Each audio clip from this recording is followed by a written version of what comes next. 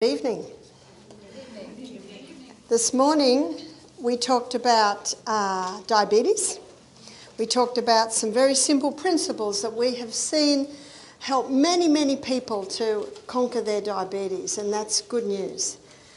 We also talked about heart disease, and we also showed how that also can be conquered. And this evening we're going to be talking about weight loss, and we're also going to be talking about sleep. Last meeting, before we go to sleep, we'll be looking at the principles involved in sleep, how you can improve your sleep, how you can also rewire your brain. And by the way, on Saturday afternoon at 2 o'clock, I'm going to show you how you can rewire your brain. And that's the good news. The research is showing us that we can rewire our brain right up until the day we die. That's good news, isn't it? Because it all starts at headquarters. But we're going to be looking at weight loss now. 63% of Australians are either overweight or obese. I think that America's not far behind. And I say far behind because I know that Australia has taken over America. But when I'm in Alabama, and I speak at a health school there, I'll be there next week, and I go to the little town of Loveland, I have to tell you, I think that they're bigger than our big. They're very large people in those little towns. So my inquiry always is why. And so the first thing I'm going to look at, and there are a few factors that come together to cause this, and that number one is the food that we're eating. When we looked at the liver, we looked at this. And this morning when we looked at diabetes, we looked at this. So we're going to look at it again in relation to weight. And it's the high carbohydrate diet that many people are eating today. I'm still mastering the art of saying one thing and writing another. So bread is very common. Cereal, there's a whole aisle devoted to cereal. And many people having bread and cereal for breakfast, by mid-morning they're wanting something else, so they reach for, and we're just going to say cakes, etc., because if we say everything, there's not enough room on the board for it. When you go into muffins and croissants and donuts and pasties and pies and pastries, etc., etc., etc. So we're just going to put etc. Also, pasta. I'm a fifth generation Australian Scottish descent. I didn't know what pasta and pizza was till I was about 18. So what did I grow up with? Sausages or chops, mashed potatoes, frozen peas or beans every single night of the week, except for Sunday when Mum would do a roast lamb. And everyone I knew ate like that. Our relatives ate like that, the neighbours ate like that. As a fifth generation Australian, I grew up in a little Presbyterian church. Everyone in the church ate like that. I came to the conclusion as a child that everyone in the whole world ate like that, but it's not quite true, is it? And when I was about 16, I had a boyfriend who was about 19, and he had a friend who was a vegetarian. I'd never heard of such a thing. Had never even heard of brown bread. So this was real traditional Australian. Rice, I'd never had rice. I don't think I went to a Chinese restaurant till I was about 18, and that's the first time I ate rice. Potatoes, well, we ate potatoes every meal. And last and certainly least in nutritive value is the pure crystallised acid extracted from the sugarcane plant. And as we have looked at this, we've also acknowledged that I don't think anyone chose to eat that way. It's just fast. It's just there. And we're such a fast society today. Here it is. And we showed how when all of these things break down in the body, they break down to the singular structure of glucose. Our gastrointestinal tract is a hollow tube.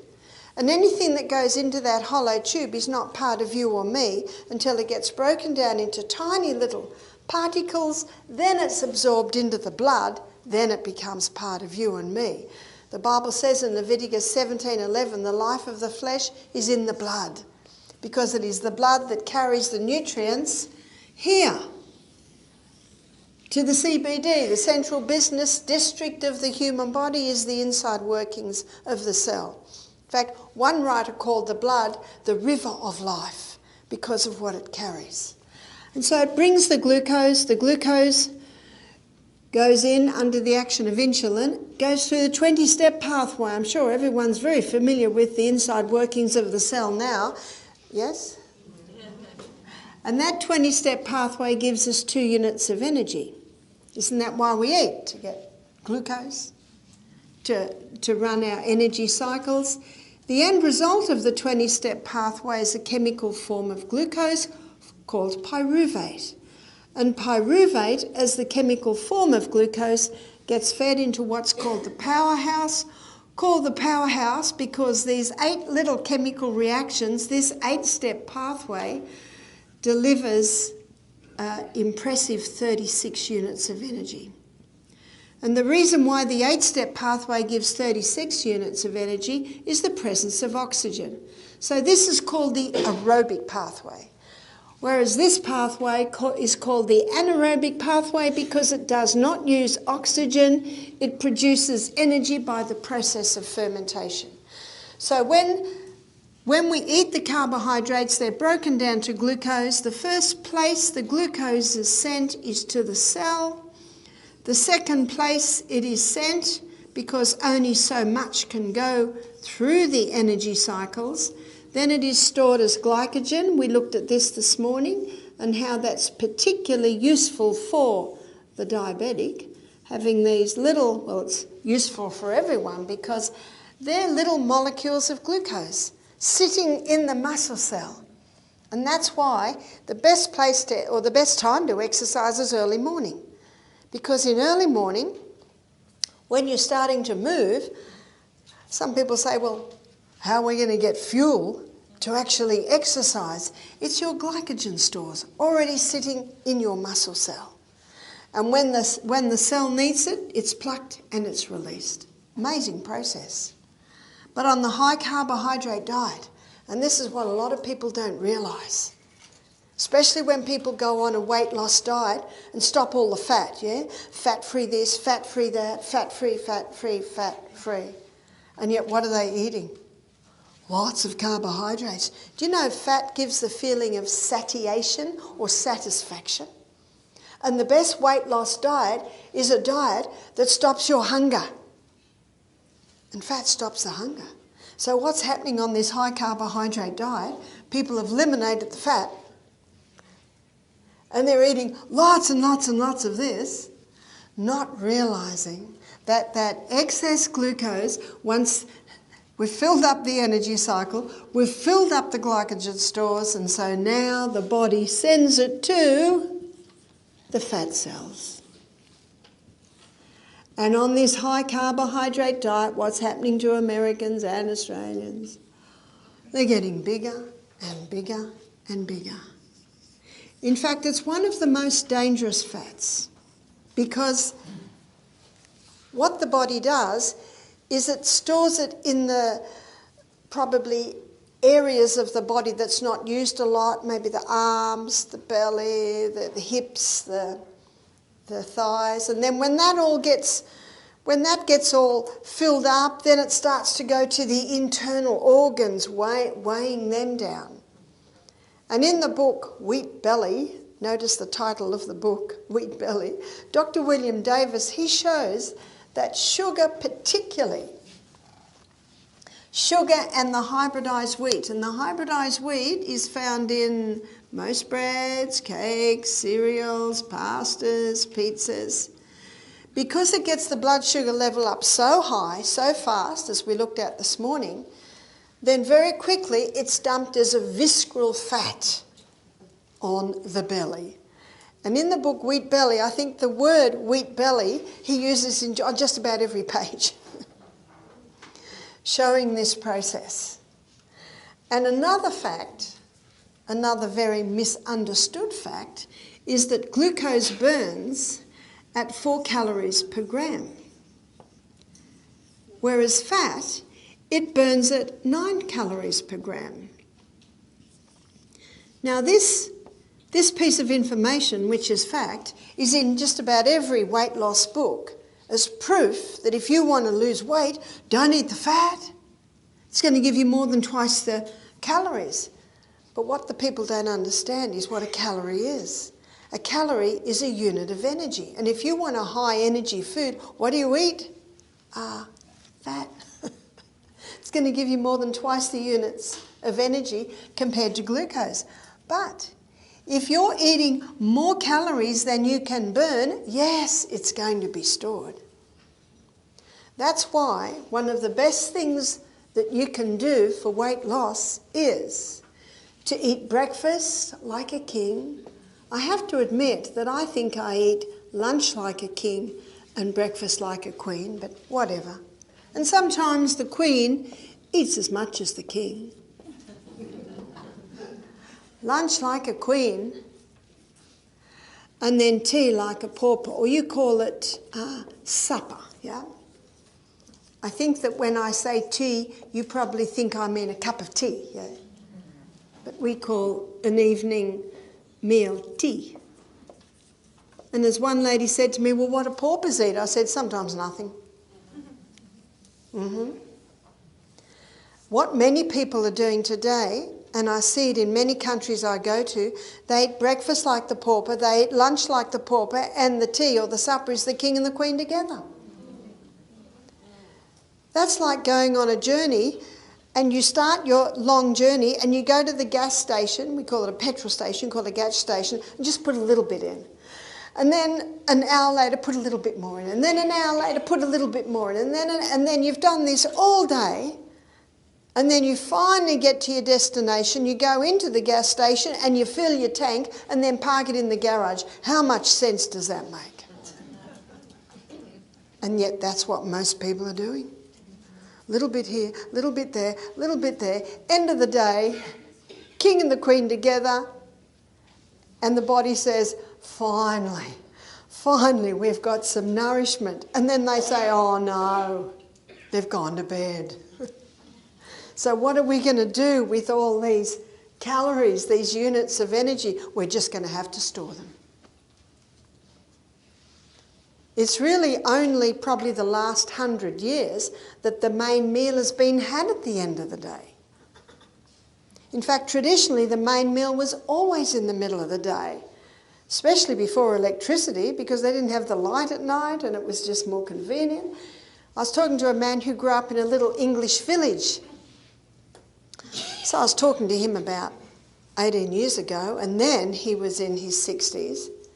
And he said, the schools closed down, the mines and the businesses closed down, and everyone used to go home and have their main meal.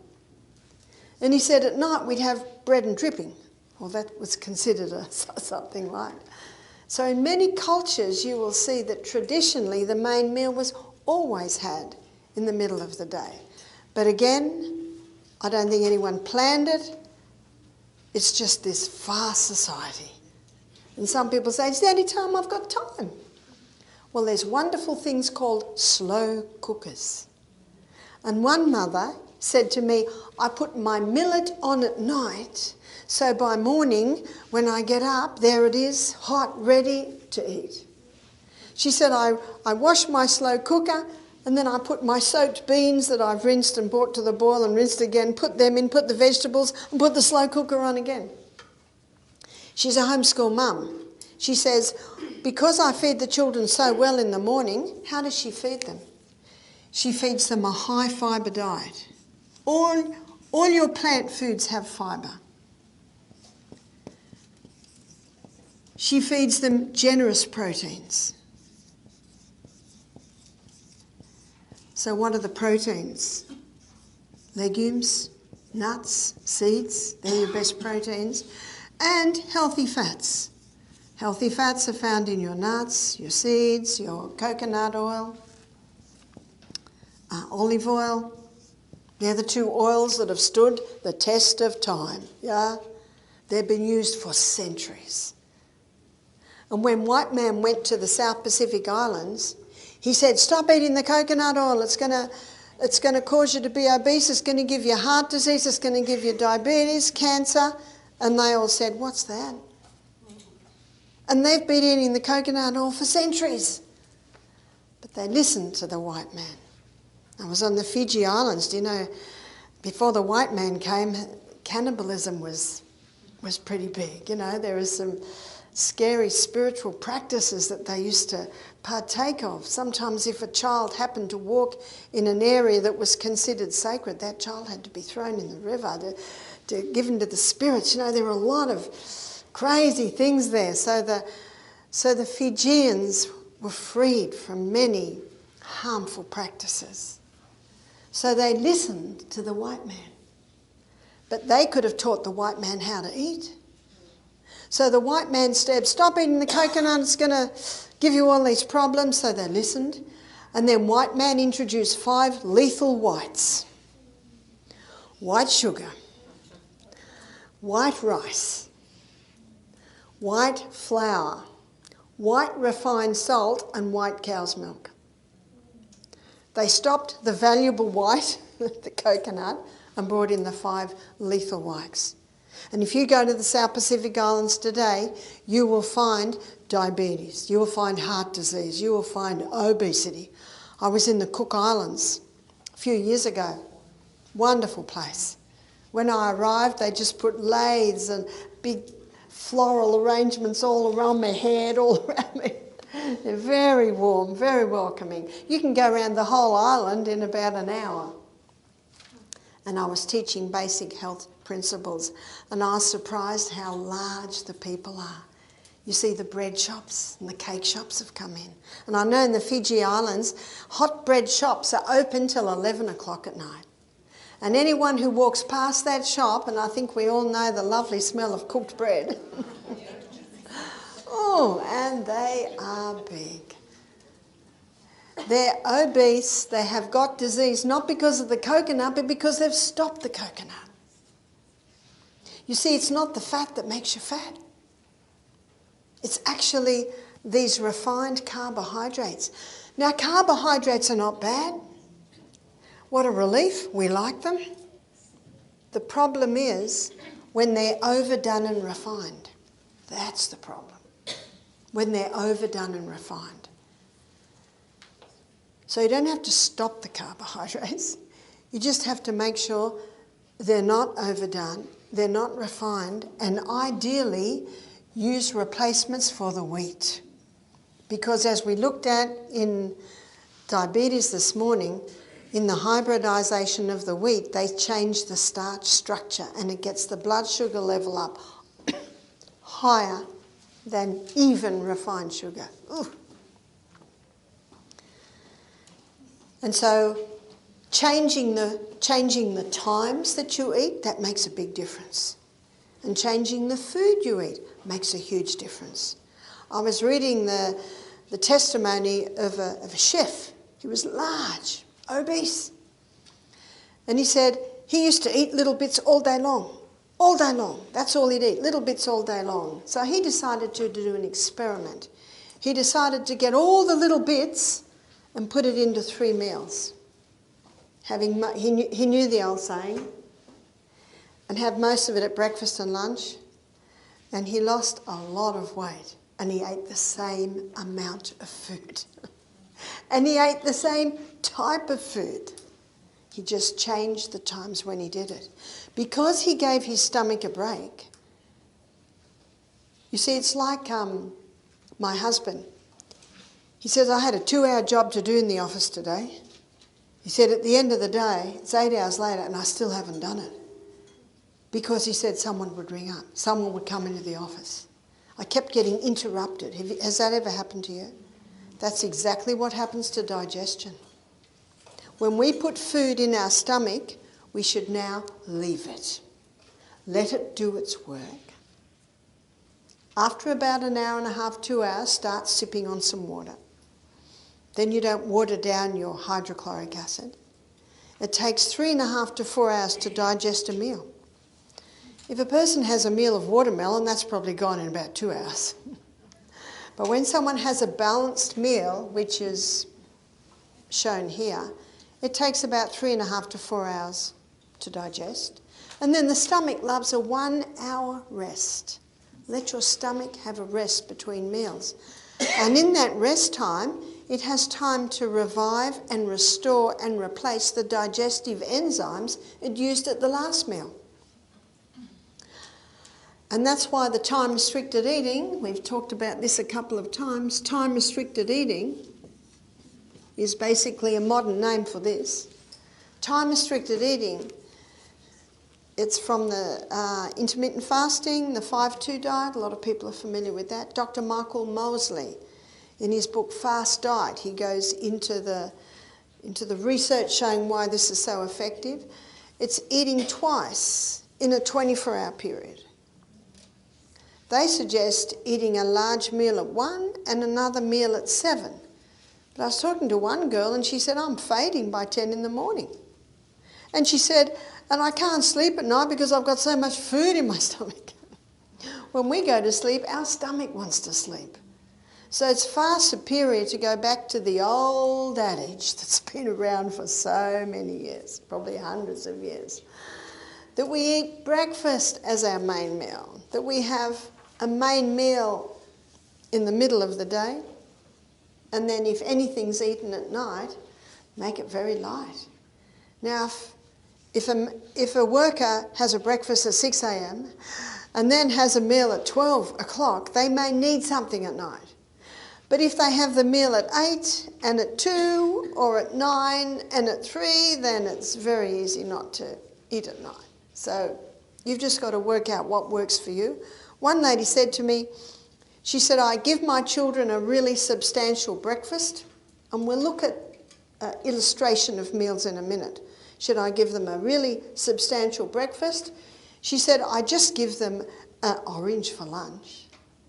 And she said, and when they come home at 3:30, and by the way, how much lunch do kids eat at school? They just want to play, don't they? So she gives them something light, and when they get home, they're hungry. How many kids get home hungry and want to eat, and then they're not wanting to eat their evening meal, and it's too late anyway? So she said, when I see that school bus come, she said, I got the table set. The kids come in, they're hungry, and have the meal there. She said it works so well. She said they never used to eat much at night because they had so much when they got home from school. But husband doesn't come home till maybe 5 or 6, and often he wants quiet. So he's very happy to just eat quietly by himself. And maybe the lady who wants to lose weight, she'll sit with her husband and drink a peppermint tea, or maybe she'll just have a bowl of salad. One lady said, but Barbara, that's when my family's together. My teenagers, my husband. I said, well, just make it a lighter meal. Make it soup. Make it a bowl of soup and crackers. Crackers digest easily, much easier than bread. So it all depends. See, some of my boys, they go to the gym, they have breakfast at 6, they have another meal at midday, and then they have a big meal at night, then they go to the gym. So, you know, that works for them. So you're the doctor. You've got to work out what works for you. But that's the basic principle, having the main meal at the beginning of the day. What the researchers have found, Dr. Atkins found this. Remember Dr. Atkins, you know, way back in the 80s? And he first made this probably most famous. He's one of the first ones that officially blew the whistle on the dangers of the high carbs. And I think his story is very interesting. I was never interested in reading his book because I eat plants. And I don't say I'm a vegan because I've been in some circles. In fact, I was in a conference probably last year, and for dessert they had carrot cake. And, oh, it looked nice. And then they had this white fluff on top. And I said, what's that? And they said, oh, it's vegan. And I said, I know cow's cream. I know coconut cream. What's that? And then they bought this spray can. And you press the button and this white fluff comes out. Do you know that chemicals are vegan? Do you know that sugar's vegan? And I said, I'll just have the carrot cake, thanks. I like to know what's going in me. So I actually don't say vegan because, I don't know, some people are reading some of this stuff. I don't know whether you'd even call it food, but vegan's vegan. So I say I'm plant. So I eat plants. So I was not really interested in reading Dr. Atkins' book because everyone says it's just meat, dairy, cream, butter, cheese, eggs. That's what his diet is. So I thought, well, I'm not interested in that because I don't eat that. But we had a man come and do our program. This would be maybe 18 years ago now. And he said, I know you're not going to like it, Barbara, but I do very well on the Atkins diet. And when I go off the Atkins diet, I go down. Now, every good health professional, what will they do? They will listen. So I can't argue against that. And I want to know why. Why does this man do so well on the Atkins diet? So I was intrigued.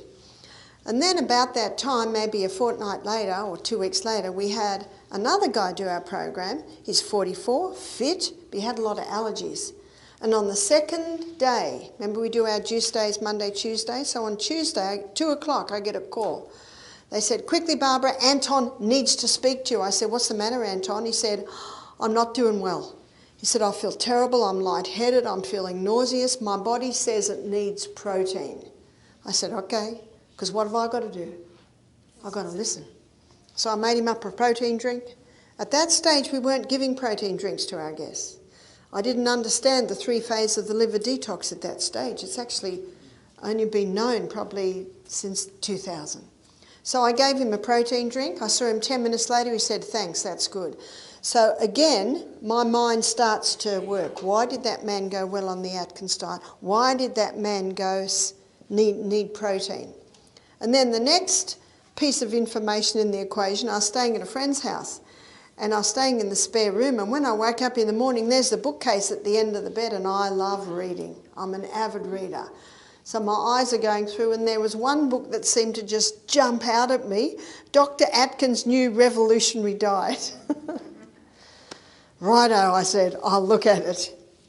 Do you know, I couldn't put it down. It's a fascinating book. His research and his story is very interesting. I went out that day and I bought his book. And this is his story, Dr. Atkins. He said he was a GP, late 40s, putting on a bit of excess weight. He knew his science. He knew that carbohydrates stored as fat. So he decided to do an experiment on himself.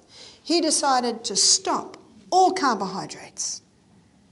And he theorised that if he stopped all carbohydrates, his body would start to live on his fat stores.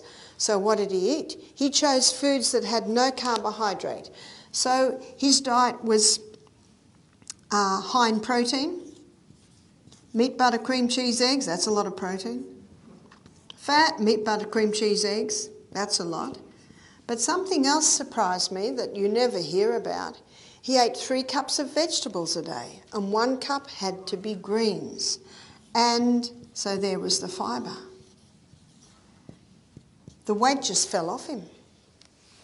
He theorised right. He wasn't giving carbohydrates to his body, so, well, hardly any, a little bit in the vegetables. So his body started to live on his fat stores. The weight started to drop off him. He was never hungry because these are the 3 foods that give the feeling of satiation, satisfaction.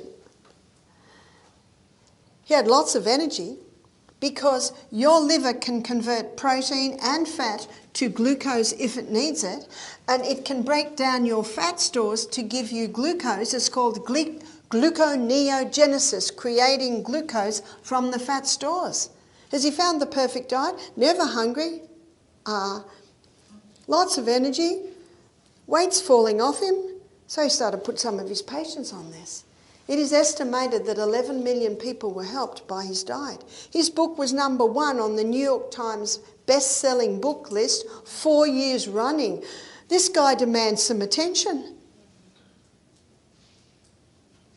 But the problem is that after a while, some of his patients were developing arthritis. because this is a high acid food. In fact, I had a man come to me wanting a consultation when I was in New York a few years ago. He said, I used to be one of Dr. Atkins' patients.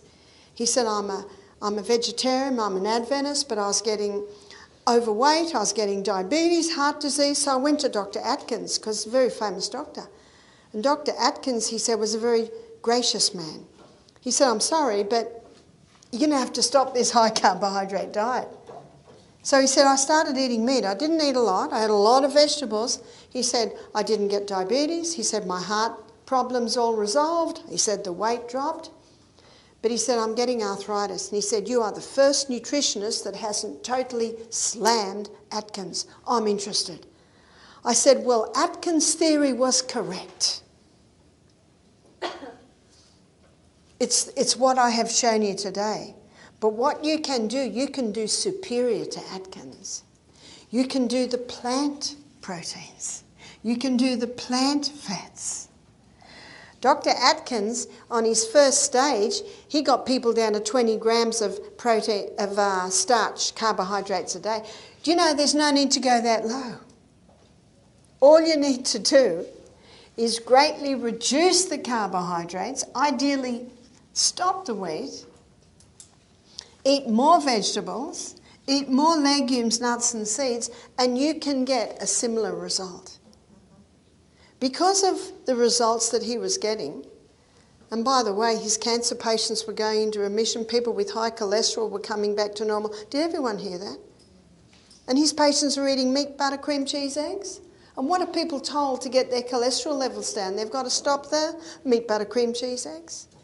So Atkins threw a spanner in the nutrition world's wheel, and it needed the spanner thrown into that wheel. And the only reason his patients got away with it for so long is the 3 cups of vegetables a day, which have an alkalizing effect. But the beauty of the plant proteins, it's much cleaner burning fuel. It doesn't leave an acid waste like the protein does. And when I was consulting with this man, he said to me, I believe if Dr. Atkins had read the China study, Atkins would have become a vegetarian. What an interesting comment. So you can get those results, but you can do it on a plant diet as long as you do the legumes. And so many people say, oh, legumes, you've got to soak them, you've got to cook them. Well, when you go home tonight, just fill up the saucepan and fill it up with lentils. In the morning, rinse it well, bring it to the boil, rinse it again, put it in your slow cooker. There's lots of shortcuts. Or soak a whole lot, rinse heaps of them and then put them in Snaplock bags in the freezer. Then you just pull it out, cook them. There's lots of shortcuts. And you can get organic beans in tins. Just make sure you bring them to the boil and rinse them very well. So it's easy, it need not be difficult. You see, animal protein, it burns at, so let's look at protein. Animal protein, only 58% is burnt as fuel. So that's a 42% waste. That's the acid waste. And that's what Dr. Colin Campbell found in his book, The China Study. He could switch cancer cells on and off, and we looked at this briefly when we looked at cancer on the first night. Because it's an acid waste, and cancer thrives in an acid environment. We looked at that. Whereas plant protein, it's a lot cleaner burning fuel. It doesn't have that acid waste. So with plant protein, you're getting up to about 80% easy is burnt as fuel. That's a big difference.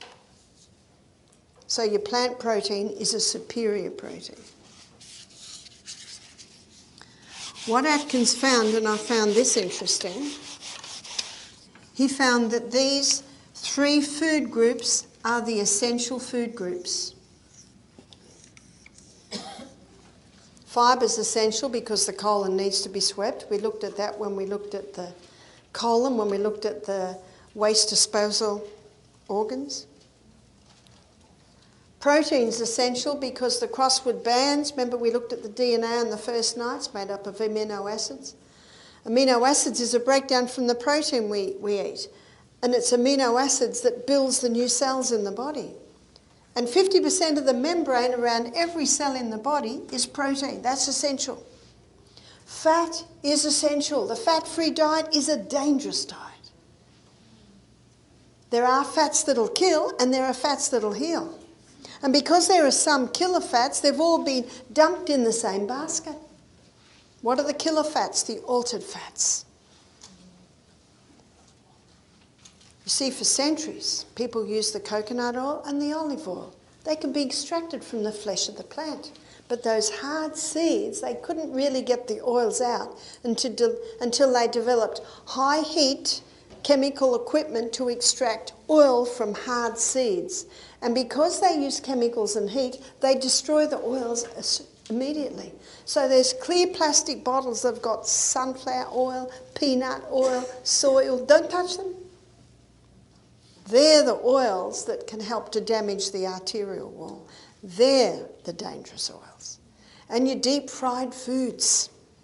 If you do fry any food, it should be always in a saturated fat because saturated fat is heat-resistant and light-resistant. The heat doesn't destroy them. Yeah? What about avocado oil? What about avocado oil? Avocado oil has some saturated fat and some monounsaturated fat. So if you do have avocado oil, it should be first cold pressed. Your brain is the fattiest organ in the body. It must have fat. The myelin sheath that is around the arm that comes out of the nerve cell, it's mostly fat. If someone's on a fat-free diet, on cholesterol-lowering medication, because that fatty substance is mostly cholesterol and it protects the nerve cell. So if someone's on a fat-free diet, cholesterol-lowering medication, and got a mouthful of mercury and eating fish every day to try and get some more protein, but they're having huge amounts of mercury and big exposure to chemicals, well, that's disaster. There's your Parkinson's disease, there's your multiple sclerosis, there's your dementia and your Alzheimer's, because then the brain cells are getting damaged. So we need to be having nice amounts of fats. How much? Well, not much. It's a very concentrated food. Maybe a teaspoon a meal, maybe not even that. You don't need much. I don't know about you, but I couldn't drink a cup of oil. No, not attractive. But you would be surprised how much oil a person is consuming when they eat a whole meal of, say, fish and chips and scallops, all that fried food. They're almost consuming nearly, probably between half a cup and 3/4 of a cup of fat. And it's damaged fat. That's the fat that is dangerous. There's no doubt about that. But because there are dangerous fats, unfortunately, they've all been classified as dangerous, but they are not. And we need some. Our brain needs some. 50% of the membrane around every cell in the body is fat, except for the brain cell, 70% fat. So these are the essential food groups. And what Dr. Atkins showed, and he went into the medical journals and he found confirmation on this, that the non-essential food group is carbohydrates. And how many people are overdoing the non-essential and missing out on the essential? And what's the result? Obesity, heart disease, diabetes, dementia, Alzheimer's. Hippocrates said, let food be your medicine and mensa be your food. Now remember, carbohydrates aren't bad. My husband would never forgive me if the potatoes stopped. It's only when they're overdone and refined. So number 2 for weight loss, low carbohydrate. Low carb, high fibre.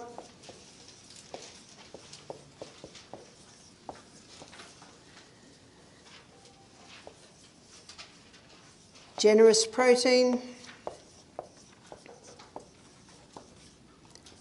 and healthy fats.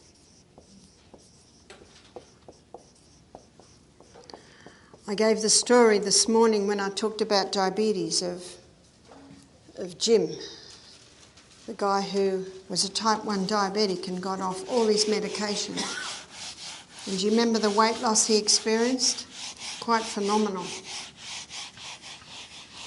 And it wasn't just that he was eating breakfast like a king, lunch like a queen and tea like a pauper. It wasn't just that he was on a low carbohydrate, high fibre, generous protein and healthy fat diet. It was also the fact that he began to drink more water. He was having 8 to 10 glasses of water a day. And when you start drinking more water, it's also time to start having some whole salt. But it's the fourth point that I think made a dramatic effect. It all has an effect. And that was the high intensity interval training. What I'm going to do now is I'm going to take you inside the cell and show you why the high intensity interval training is so effective. So this is intervals of high intensity, intervals of recovery, and it's done for a cycle. And Doug McGuff, the heart doctor, he suggests 30 seconds high intensity, 90 seconds recovery for a cycle of 6. There's 15 minutes a day. Sorry, but no excuse. If you haven't got 15 minutes, start to write down how long you're on the computer, how long are you on the phone, how long are you on your iPad. How long do you spend watching television? And you will quickly see time to do some adjustments with your time. What I want to show you is what happens inside the cell when you do the high intensity interval training. Now before I go there, just let me define high intensity. It's anything that gets the heart rate up and the breathing. So Michael and I, we run up hills every day, and our recovery is walking down hills, and we run up the other hill. When I was in Germany 2 weeks ago, where I was staying was in a little village, and the house I stayed with was right up on the side of a hill. So anywhere I went, when I went back home, I had some high intensity. And I found a path through the forest. And I found this path by accident because when I was going on my usual road, I passed a man with a dog, and it was on a big rope, and this dog was jumping, trying to get at me, barking ferociously. I was terrifying. And I thought, I got to find somewhere else to walk. I don't want to pass that dog again. And then I found this bush track. They call it a forest track. And in this forest track, I got 5 high intensities, and I wasn't even running. It was just walking. And it was a track that was made for a tractor, so it wasn't for a car, because I don't even know if a car would have got up those steep ones. So I was very happy with my track that I found, and the nasty dog didn't go on that track because it was bush. It was a track you could walk. So sometimes you don't even need to run. All I need to do was walk and walk fast up these really steep bits. Most of the research has been done on an exercise bike where the person, if they're unstable on their feet, they're holding on. It's very good if they've got hip or knee or ankle problems, then the weight is not on those areas. And you can cycle as fast as possible, and then your recovery time can just be slow cycle. It could be swimming, doing laps of the pools. It could be push-ups. I mentioned when my boys visited last April at Easter holidays, they were doing 1,000 push-ups a day. They do it 20 at a time, 20 at a time. So they were certainly doing that interval all through the day. And they got out on my back veranda and were doing the pull-ups. The recovery time is really just till you feel it's time to run again or it's time to go fast again. It doesn't have to be 90 seconds, but that's what you're aiming for. Your recovery time is an indication of your fitness. The longer you take to recover, it's usually an indicator that the more unfit you are. And if you take a long time to recover, Don't worry about it. This is progressive. That's what Al Sear's book says. Progressive acceleration of cardiopulmonary exertion, pace. So as you get stronger, as your body gets fitter, you'll be able to do less recovery time. So let's have a look at what happens inside the cell. This 20-step path, when we looked at this, when we looked at the cancer, it's a very fast pathway. That's the one that consumes about 15 times the glucose of any other cell. But this 8-step pathway is slow. It's a lot slower. And as a rule, this actually feeds quite well into the 8-step pathway, but when you're doing your high intensity, and when you're getting to the end of your first stage of 30 seconds, your 20-step speeds up, your 8-step speeds up. And there's a rate-setting enzyme in there that will always keep this one faster, this one slower. And because of the higher revs of these pathways, more pyruvate is being made than can be fed in to the 8-step pathway. And so what the body does is it stores that excess pyruvate as lactic acid. We've all heard of lactic acid, haven't we? Yes. Now, I think one of the most incredible parts of this form of exercise is what I'm about to tell you. When you're in recovery time, so it's like those hills that I was going up a couple of weeks ago, because it was high and then only a little bit of recovery, I would stop and then I'd do my stretches. I'd do arm stretches or I'd do leg stretches. So recovery time is far better if you do some slow movement. In recovery time, your liver converts that lactic acid back to pyruvate. So in recovery time, you're burning just as much fuel as when you're running for your life. Because in recovery time, the liver converts the lactic acid back to pyruvate and feeds it in the powerhouse. So two things are happening there. One, you're burning just as much fuel when you're in recovery time. Two, it mops up your lactic acid. So you aren't getting a build-up of lactic acid. And that's one of the reasons why this is such a powerful form of exercise. And you will find that the majority of trainers today are training their athletes with the high-intensity interval training. Because they have found when they train with the high-intensity interval training, they have got an edge.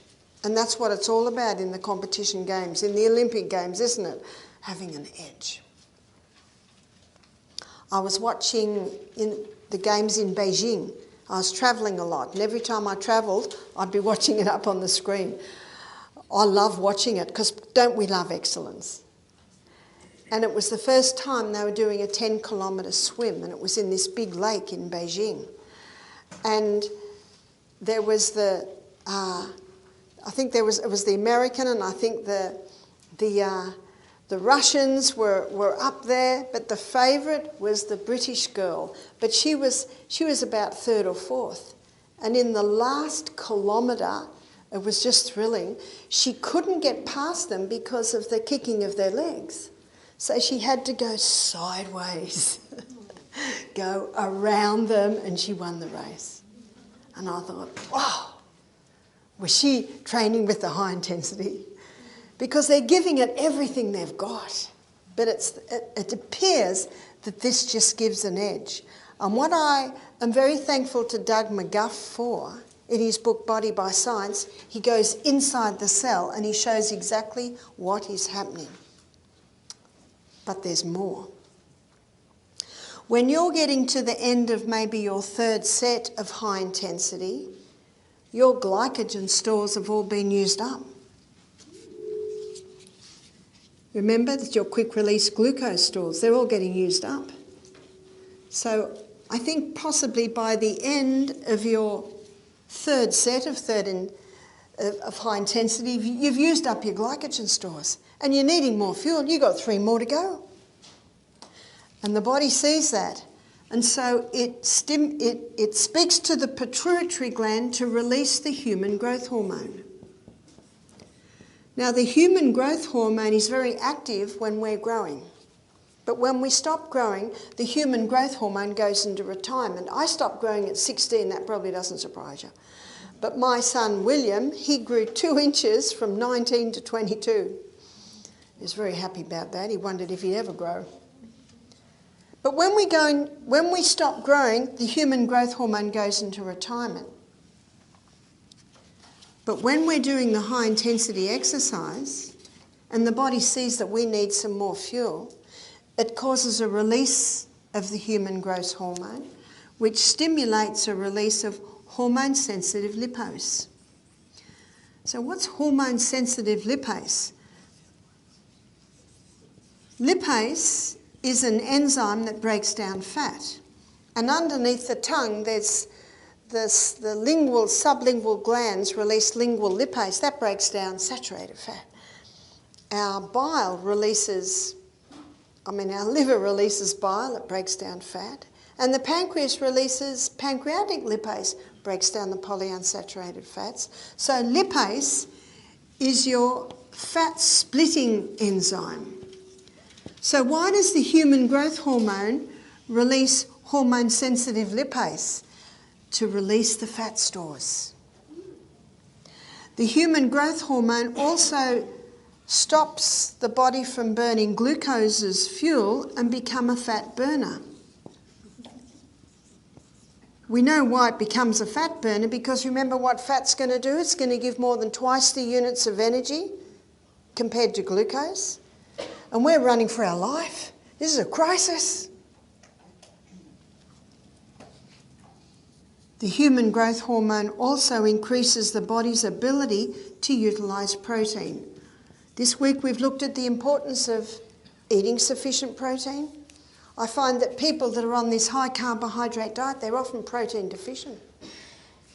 Protein's an essential nutrient. We've looked at the importance of eating sufficient protein. We looked at the importance of not drinking with your meals, because that waters down the enzymes that break down your protein. Now we're looking at another part, and that is when you implement the high intensity interval training, causing a release of the human growth hormone, it increases the body's ability to utilise the protein. There's more. The human growth hormone increases the circulation of the blood to the skin.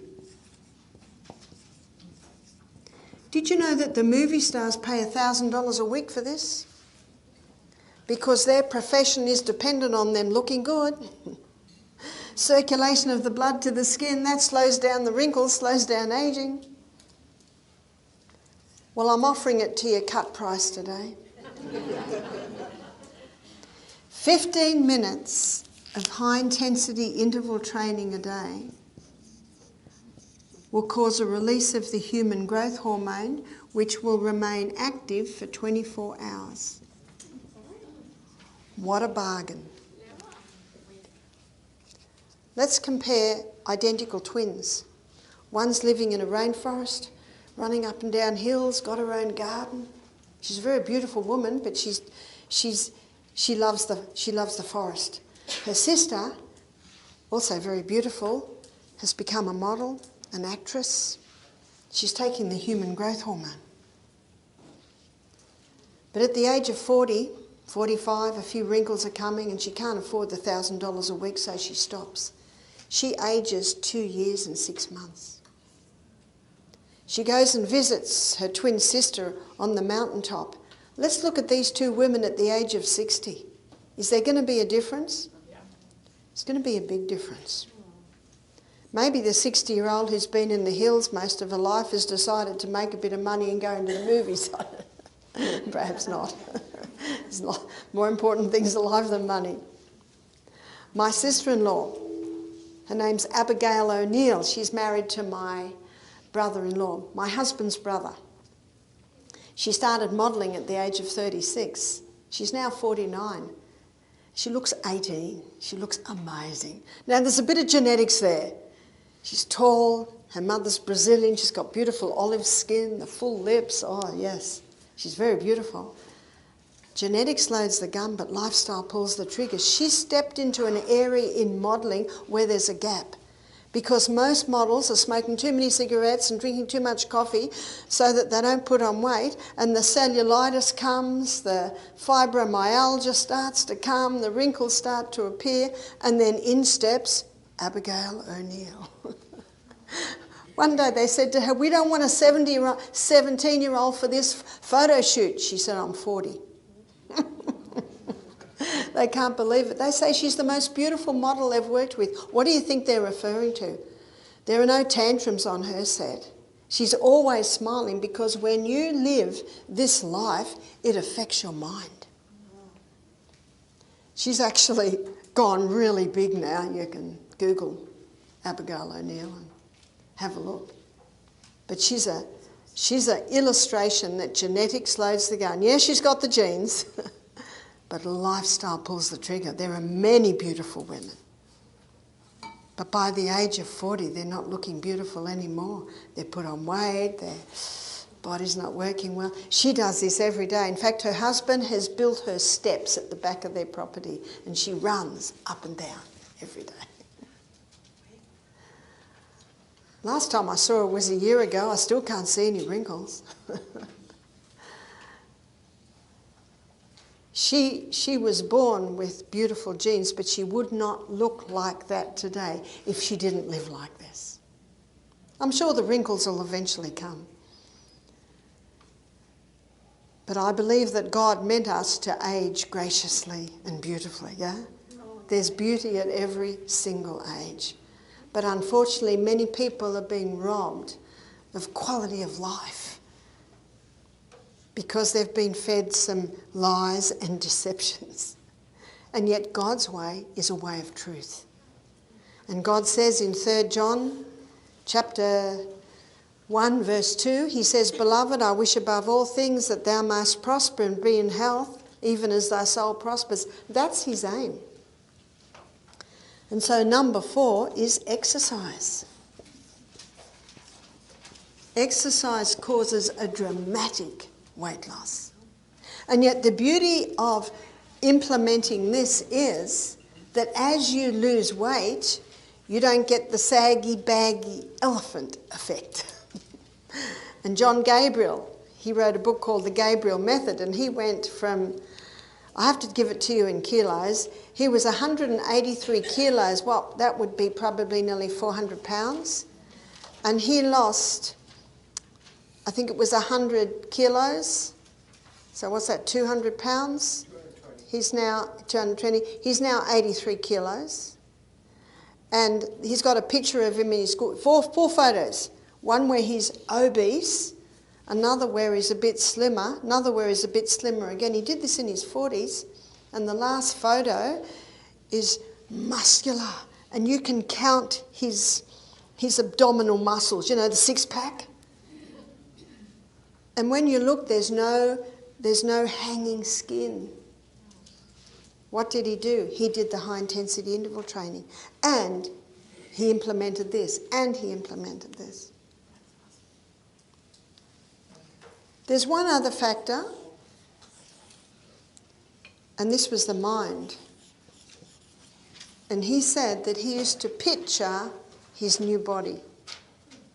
Sorry, but you can't lay back on the couch eating a high carbohydrate diet and picture your new body. But it's part of it. It's having faith. Remember, God's way is built on faith and believing that you can recover. Number 6, hormones. On Friday night, I'm going to talk about hormones and the contraceptive pill, exposure to plastics, exposure to environmental poisons causes a rise in a hormone called estrogen. And estrogen is a cell proliferator. Cell proliferator means causes massive cell growth. And when a person's hormones are out of balance, it's almost impossible to lose weight. So balancing the hormones is another aspect. For some people this is an important part, for some people it's a major part, for some people it's a minor part, for some people it's not a part. So on Friday night I'll be going through some of the symptoms of a hormonal imbalance, and I'll also be showing you how to restore the balance of the hormones. Yes? Do we need to worry about the heart rate getting too high? And that, I mean, is there a formula that we need to follow? Yes, there is a formula, and that is breathing through the nose. Now, it's going to be very difficult, but you'll be able to train yourself to breathe in and out through the nose. Because when you breathe in and out through the nose and breathe low, slow and deep, you stimulate your parasympathetic nervous system, which is your peaceful, calming nervous system. So if you do the high intensity interval training and you're breathing in and out through the mouth, that stimulates your sympathetic nervous system, which is your fight and flight, and that actually intensifies the heart. So long, remember God's LSD? We looked at God's LSD today. Long, slow, deep. Long, slow, deep. It takes a bit of training, and you feel like you're dying, and you feel like you're not getting enough air, but the fact is, when you breathe in and out through your nose, it opens the little tubes at the back of your nose, and it balances your blood gases, so your cell, and this is where we need the oxygen, is here.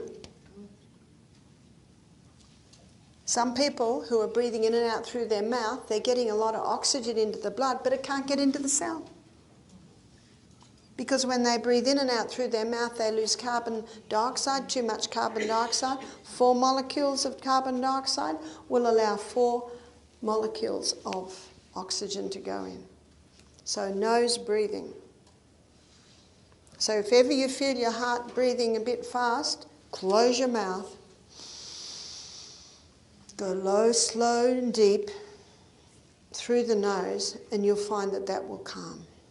That will calm. Try 5 seconds in, hold for 3, 5 seconds out. Try that 10 times, and that will often calm it down. Rome wasn't built in a day. You'll get there.